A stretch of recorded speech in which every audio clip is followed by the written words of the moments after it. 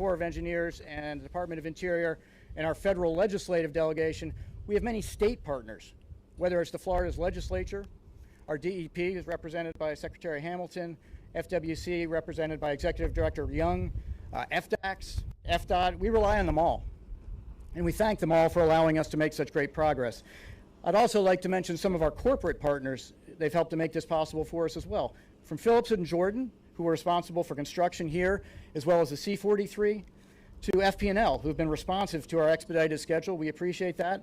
And to Florida Crystals, who've helped us make progress on this site. I thank them all.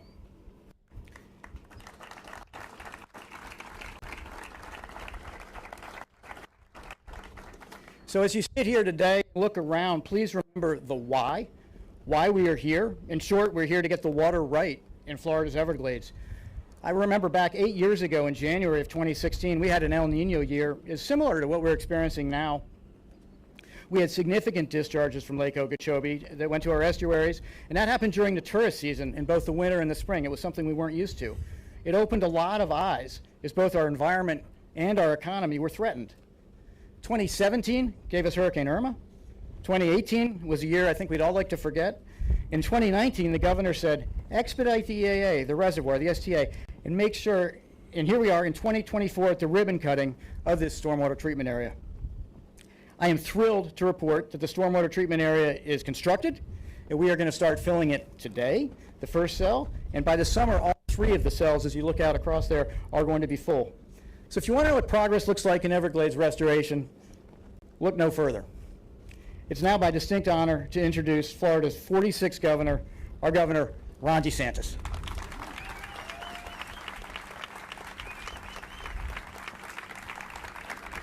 Well, thanks so much and good morning. We're here in the middle of the Florida Everglades. This is the largest and most significant restoration effort in all the United States of America. And really probably isn't even close in terms of what we've embarked upon. Obviously, this has been going on for decades now, but we came into office where we needed to start to really reignite these efforts. And we did, and we put a lot of emphasis on the importance of restoring the Everglades, and we would not be here today if we had not done that 5 years ago.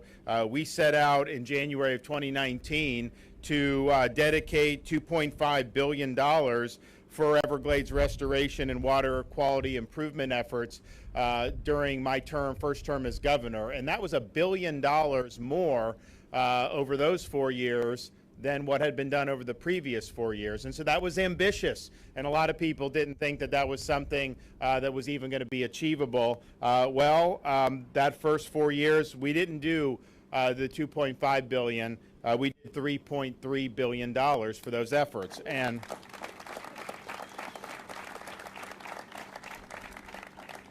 so over the last 5 years, we have either completed or broken ground on 67 different Everglades related projects. We've done things like break ground, complete the old Tamiami Trail roadbed removal project 6 months ahead of schedule, and secured full funding and completed the raising of the Tamiami Trail. That has allowed more water to flow south to Everglades National Park. We completed the C-44 reservoir and stormwater treatment area to store and improve water quality in the Indian River Lagoon and St. Lucie Estuary. We've made major progress on the C-43 reservoir project, which of course will help our folks reduce harmful discharges to the Caloosahatchee estuary and provide beneficial freshwater flows during the dry season to our friends in Southwest Florida. We completed the S333N, which doubles the amount of water that can be moved south into Everglades National Park. Completed miles of underground seepage wall to keep more water in Everglades National Park and get more water to Florida Bay. And we completed the Kissimmee River Restoration Project, the largest restoration initiative of its kind to restore natural flow and floodplain to the headwaters of the Everglades. Now, there's more that we can say, of course, and maybe others will mention it, but of all the projects, one of the most central, of course, is this EAA reservoir. And when I signed our executive order, when I first took office back in 2019, we called on the district here in South Florida to expedite construction of the EAA Reservoir Project stormwater treatment area. And this is because we want to send more clean water south, and we need the infrastructure to be able to do it. And this is something that has been a priority. So I'm proud to stand here today as we start filling the first of 3 cells of the 6,500-acre EAA Reservoir stormwater treatment area, and take a huge step forward for Everglades restoration and protecting our waterways for harmful discharges. This is an important day, and we're happy to be a part of it. The district was able to start construction on this project more than 1 year ahead of schedule in April of 2020. And so we appreciate that.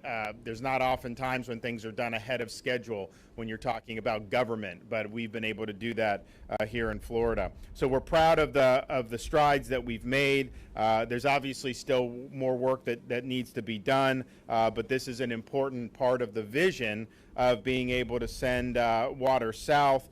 This entire stormwater treatment area will be full of water this summer. Of course, the Army Corps began constructing the 10,000-acre reservoir next door, and we look forward to them completing their responsibility and get that done ASAP. So with the efforts we've already undertaken and the investments we've already made, clearly you've seen the impact in terms of the water that now flows south, that is nourishing the Everglades and recharging our aquifers. Florida Bay, for example, has reached its salinity goal for the first time in decades, and that was a pipe dream 5 years ago.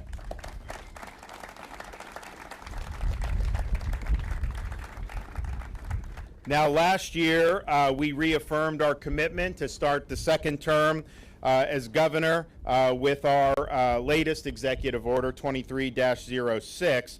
Now, we called in that executive order for $3.5 billion to be invested in Everglades restoration efforts, as well as water quality improvements over the 4 years, 23 to 27.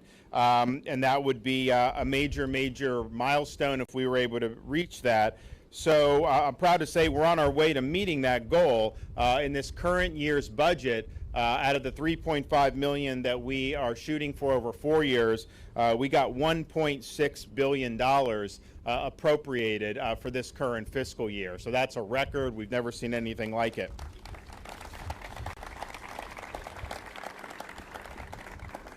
And we're shooting for another $1.1 billion in the next fiscal year. Of course, the legislature's in session. I think the House and Senate are going to be releasing their budgets soon. We did ours, of course, months ago, but that $1.1 billion includes another $64 million for the EA reservoir to continue to build the momentum for this project. So this is where we stand today. The Florida Everglades is one of the most significant natural resources that the United States has, not just the state of Florida, but the entire country. It provides drinking water for more than 8 million people in southern Florida, and it's important for the economies around South Florida that, of course, depend on clean water. If you go back 10 years, no one would have thought we would be here. People didn't think that this was possible. Everglades restoration had been left largely to the Army Corps. Federal and state funding was low, and many were wondering if we could actually do it. Could you actually save the Everglades? Could you actually restore the Everglades? But we decided that we would do something about it. We led, and here we are. So we're excited about today's ribbon cutting.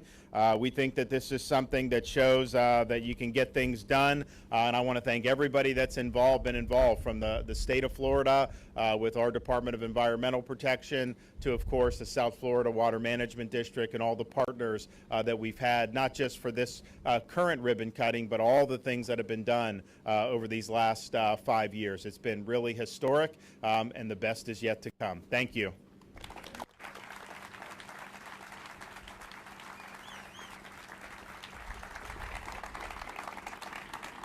Thank you so much, Governor. And as I said earlier, we have a great partnership with the state, with the Secretary of the Department of Environmental Protection. Works very closely with us on funding and helping us in Tallahassee. And we're lucky to have their Secretary, Sean Hamilton. Sean?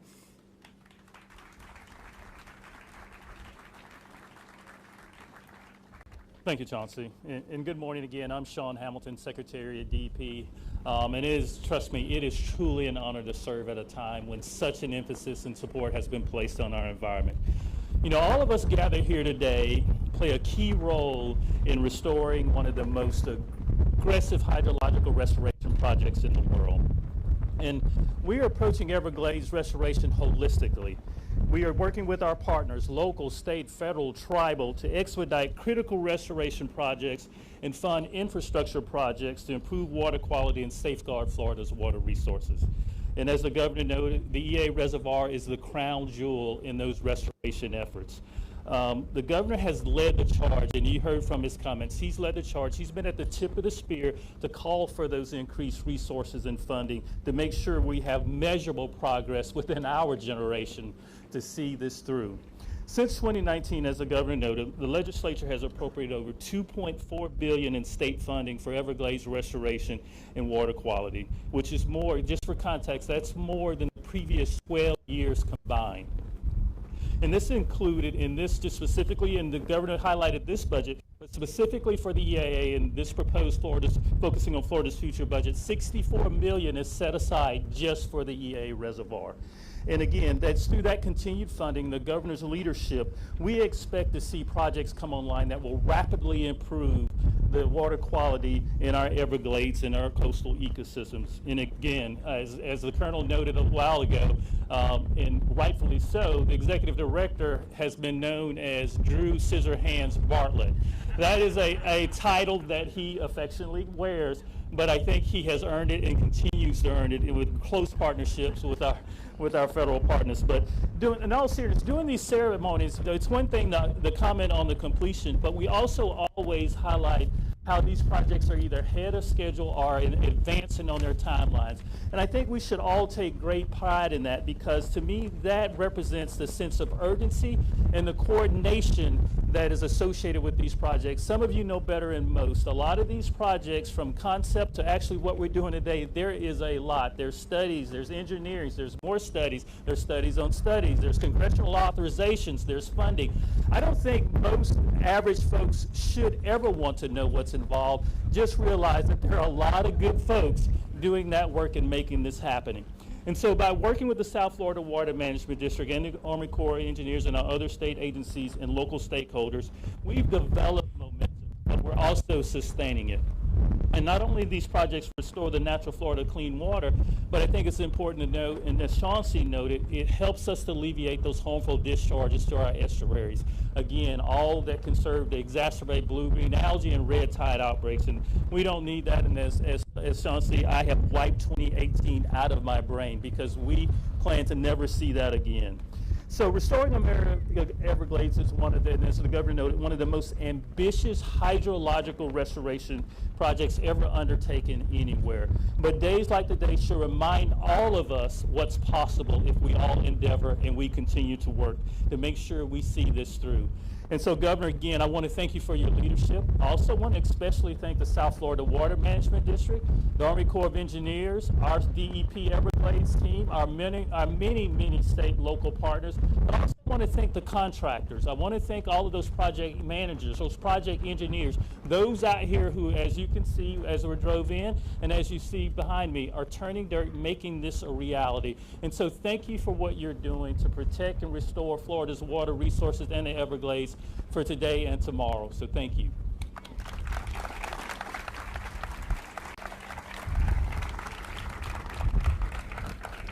Thank you, Secretary Hamilton. Now I'm going to turn to our federal partner. As you probably know, everything we do with SERP is with the federal partners, with the Army Corps of Engineers, and we're thrilled today to have Brigadier General Hibner with us from the South Atlantic Division. Thank you, sir.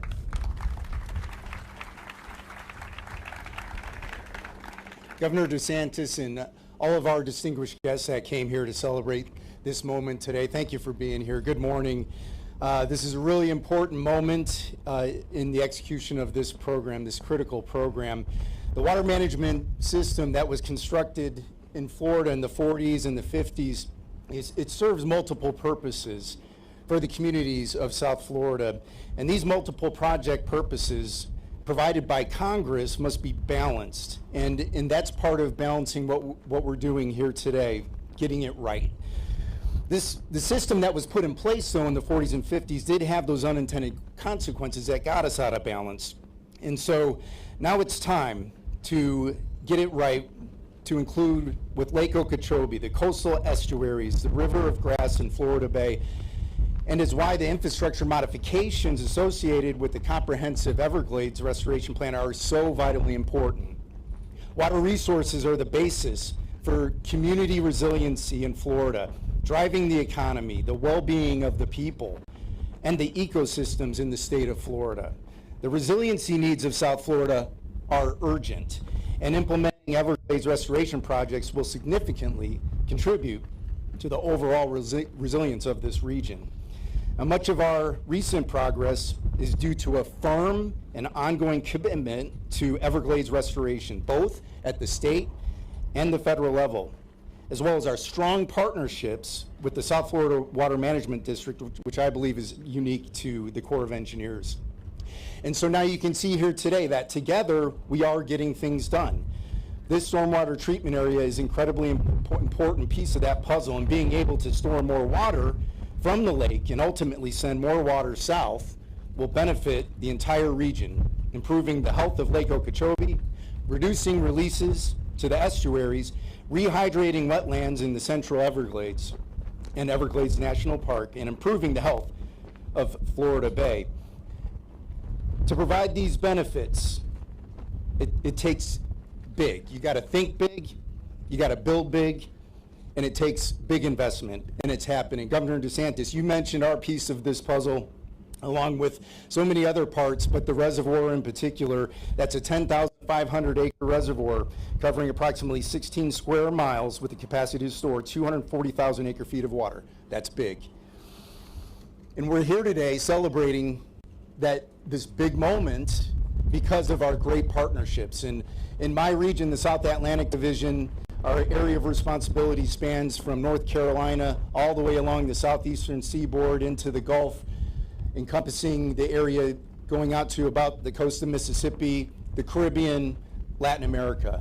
And I can tell you, the partnerships with the state and all the other stakeholders that we have here, it doesn't get any better than what we have here. I'm really proud of that. And we're going to sustain that, and that's where we're going to be successful, is because of our strong commitments and our strong partnerships. And I look forward to continuing to advance these efforts together with the state, consulting with the Miccosukee and the Seminole tribes, and the community members also who help us ensure that these projects are providing water, improving the health of the ecosystem, providing economic benefits, and building a more resilient South Florida for generations to come. We're proud to be part of this important effort. Thanks for being friends of the Corps. Let us try. We will succeed. Thank you.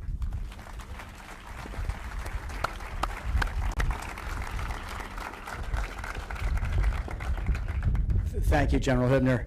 Our next speaker is no stranger to Everglades restoration. She started her career as a governing board member, and now she's the Assistant Secretary. I think she's done more in life, but she's the Assistant Secretary of Fish and Wildlife and Parks at the Department of Interior, Shannon Estenos. Shannon, thanks for being here.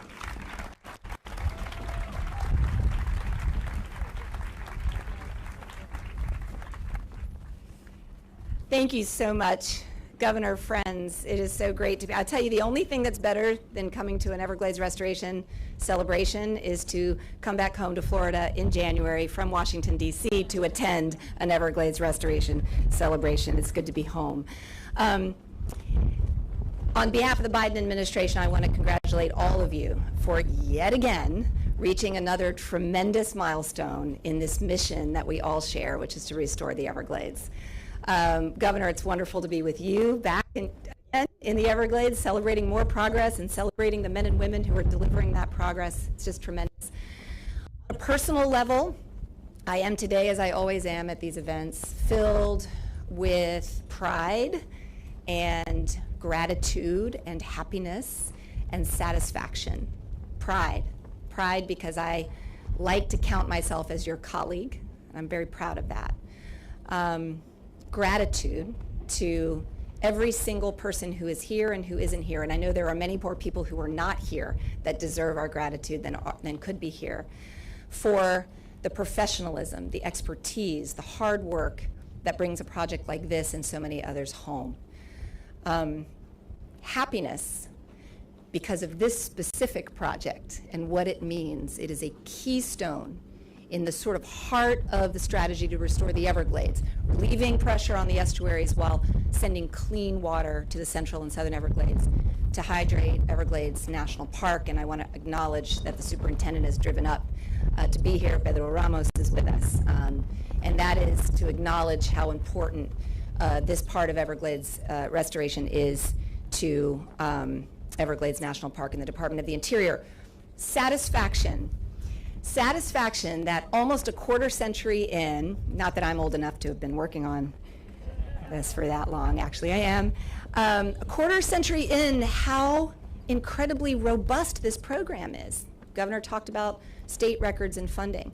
The idea that President Biden would have the opportunity to set federal records of funding more than 20 years into this program, that is a testament to all of you and to all of the people over the years who have made this program as successful and as investable as it is.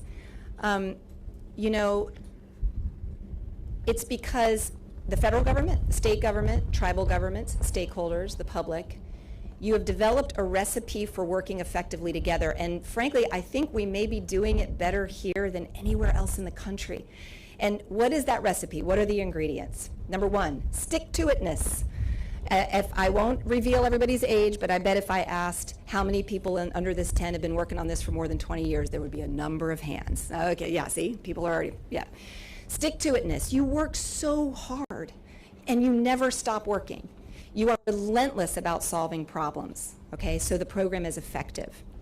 You know that engaging tribes, engaging the public, engaging stakeholders, that's not important. It is non-negotiable. And you've learned over the years to be flexible, to be creative, to stick to it. You work so hard not to leave people behind, right? Because if you start leaving people behind in a program like this, then maybe support for your program starts to fray. That has not happened because you work hard to not leave people behind. And finally, every good recipe has a secret ingredient, a little secret sauce, as all of us who have grandmothers know. What is the secret sauce? In my opinion, it's community. It's the fact that over the years, you all have become a community, not just with bonds between people, but with bonds between institutions. And that's a big deal when you've built institutional bonds. Those are the bonds that get called into action and can be brought to bear when things get hard. And in Everglades restoration, things always get hard. I don't know who said it, Secretary Hamilton. It's hard to bring a project like this to the finish line. It's hard, and I want you to know that I know it. And it's this is the reason that the administration supports this project. It's the reason the public supports it. It's the reason that state leaders support it, because it's a strong program. I always say too much at these things. Many of you know I always say too many words, but many of you know that I sit in Nathaniel Reed's old office at the Stuart Udall building in DC, and his photo hangs in my conference room. His autobiography sits on my conference table because I want his legacy close. I want to constantly be reminded of it. And I know that Nathaniel would have one word, yelled loudly in his big baritone, which I cannot do, but it would say it all at a moment like this. He would say, "Bravo," is what he would say. Bravo, and that's what I leave you with. Bravo, ladies and gentlemen.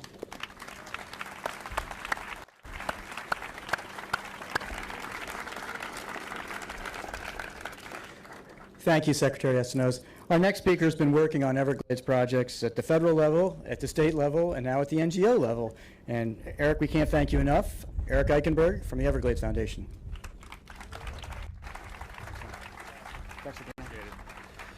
It's fitting that Porter Goss was on the floor of the U.S. House of Representatives, yielding time as the comprehensive Everglades restoration plan was being debated and then ultimately passed in a bipartisan nature.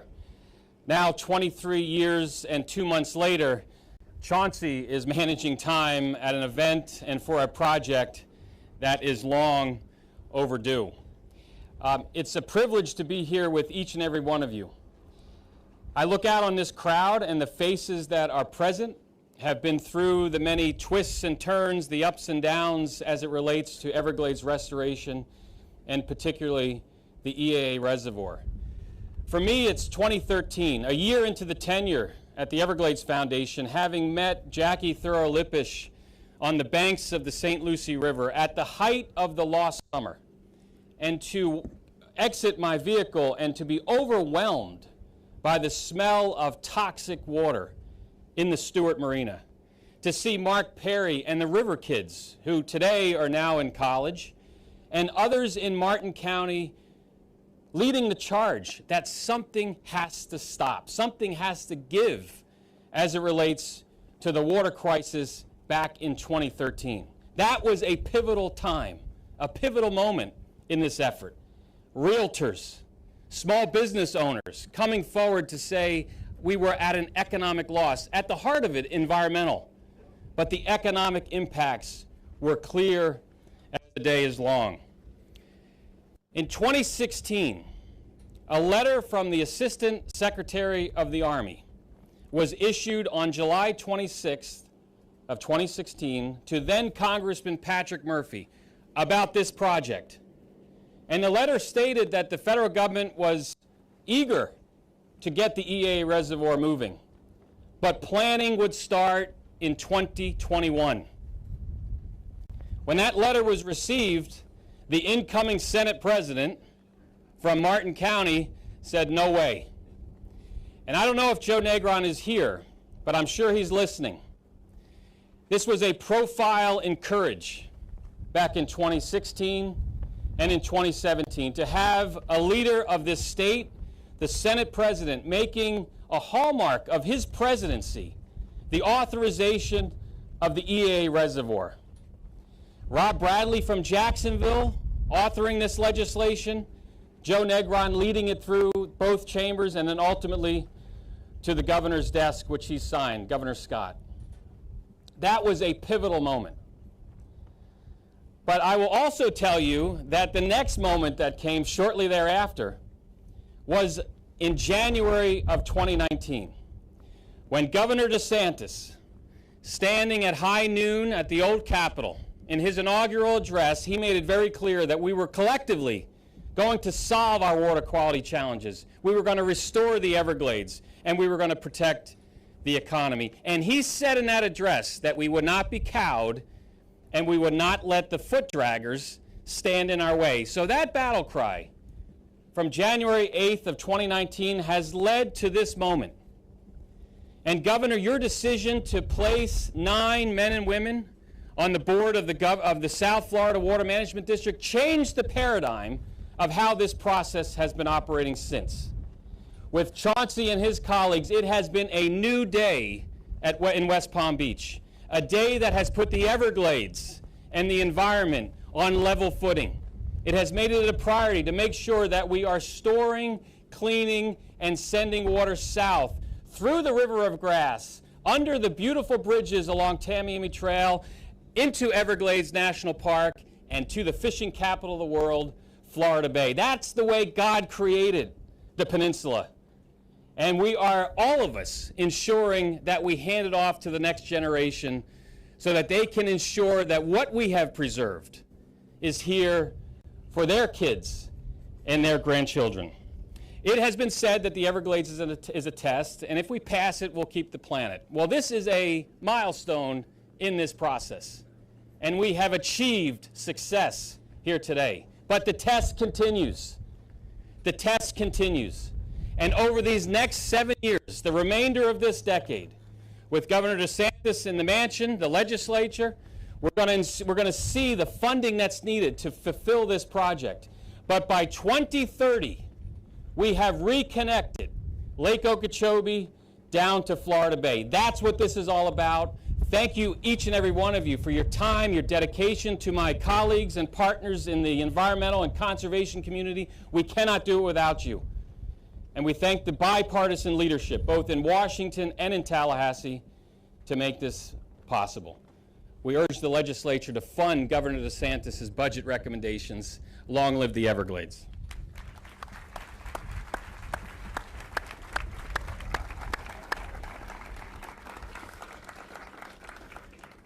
Thanks very much, Eric.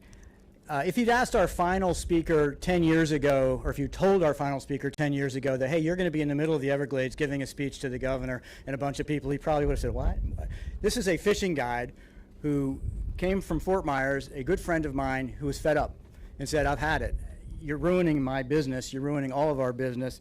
And he put together Captains for Clean Water with Captain Chris Whitman, and that was only 8 years ago. It's amazing how much you've been able to accomplish in the last 8 years, Daniel. Thanks for being here. I look forward to hearing your remarks.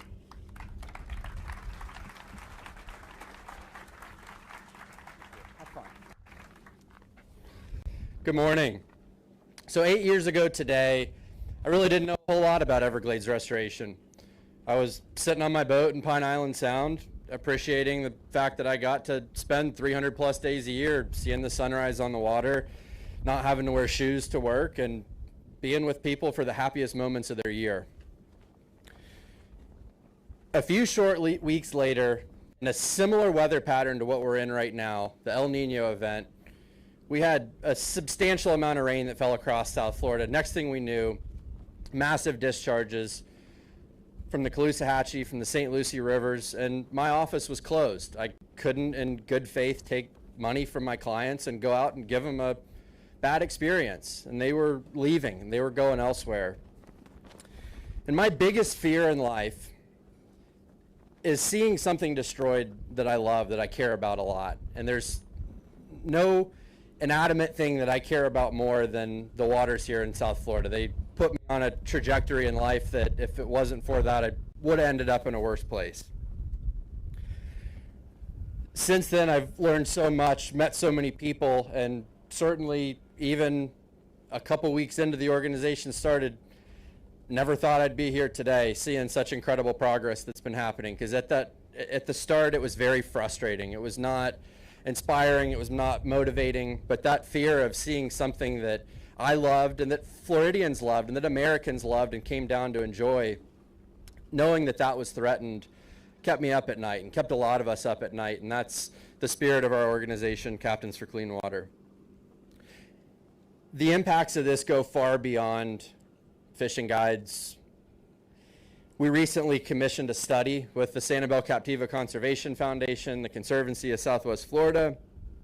Over 43,000 jobs could be lost by another algae bloom like what we saw in 2018. 43,000 jobs. That's a lot of people. And that's just looking at the Southwest Florida impacts. In addition to that, over $17 billion in property value lost from a harmful algae bloom, and billions of dollars otherwise from the coastal economy. The progress that we're seeing today is remarkable. And Governor DeSantis, I cannot thank you enough for your commitment to this. As a fishing guide, I learned to make my living based on the tides. And when you came in office in 2019, you changed the tide on Everglades restoration. And with that incoming tide brought hope. It alleviated that fear of seeing what I love, what I care about lost right in front of my eyes. I want to thank everybody who's worked on this issue, from the NGOs to the district to the Corps, DEP, and every other partner that's here today. I know that everybody who's had any impact on making this happen has lost a little bit of sleep over it, had a headache in the afternoons from a rough day, everything that goes along with the world of Everglades restoration. And I appreciate you very much. This is a huge milestone for Everglades restoration. We have more to go. We've got to get LOSOM to the finish line. We've got to get Governor DeSantis' budget fully funded this year and many years to come. And I think of all the quotes that have been said in my time here in Everglades restoration, from Eric's reference of Governor DeSantis' inaugural address, we will not be cowed. We will not let the naysayers and foot draggers stand in our way. Our board member, Captain C.A. Richardson, who is in Tallahassee, during a heated legislative battle who said, "We don't quit when we're tired, we quit when we're done, and we are not done." Most of all, I think of a quote from my 1-year-old little boy. When he gets up every morning, you can just see the fire, the spirit in his eyes. Whether it's taking his first step or smearing our dog with sweet potatoes and applesauce, whatever his accomplishment was, he clenches his fist and said, "I did it! I did it!" And just keeps moving right on to his next challenge. And that's the spirit that we have to have here for Everglades restoration. This is a huge milestone, but just as Blake clenches that fist and says, "I did it," he's on to the next challenge immediately, trying to figure out how to get into trouble or whatever it is in his little brain that says, this is my next challenge. He just, grit and determination like I've never seen before, moves on and gets it done. And I do have a little bit of a threat here. That little boy, Blake, he gets clobbered by his older brother all waking hours of the day. And I've never seen, if you think I'm a pain, if you've dealt with me, wait till you see Blake, because he's even more determined and he's even more impatient than I am. And if you have to deal with him to get these projects completed, you're going to regret it, because he's a little firecracker. So I hope for everybody's sake that we can get this done, get that water flowing south, and get these estuaries saved for him, for his kids, for all of our kids, for all of our future generations that deserve clean, healthy estuaries, so that they can have the chance to enjoy them in any way they choose to do so. With that, we have a wonderful lunch provided by our friends at Big Nick's Barbecue in Fort Myers, waiting for you all on the way out. Governor, highly recommend grabbing a slice of brisket on your way out. It's the best around. Thank you. Thanks for everything. Enjoy the lunch today. Appreciate all the hard work, the dedication, and take at least a second to look out over that STA and clench your fist. And you know, I think little Blake, he all he knows is I, me right now. But you know, maybe we can make that a we and say, you know, we did it. Together we did it. The government, the citizens, and the hundreds of thousands of people that are sitting in their houses today, sitting at their desk at work, thinking about what a monumental effort this has been and the tremendous amount of progress that's been made. Clench that fist, look out over that. We did it, and on to the next challenge. Appreciate you all very much.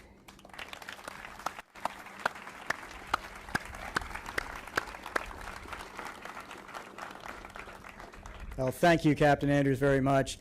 That concludes our speaking portion. What we're going to do now is the part we're all here for is the ribbon cutting, and then more importantly, we're going to get that pump turned on and fill this thing up. If I could have all of the speakers and the governing board members come up, we're going to cut some ribbon.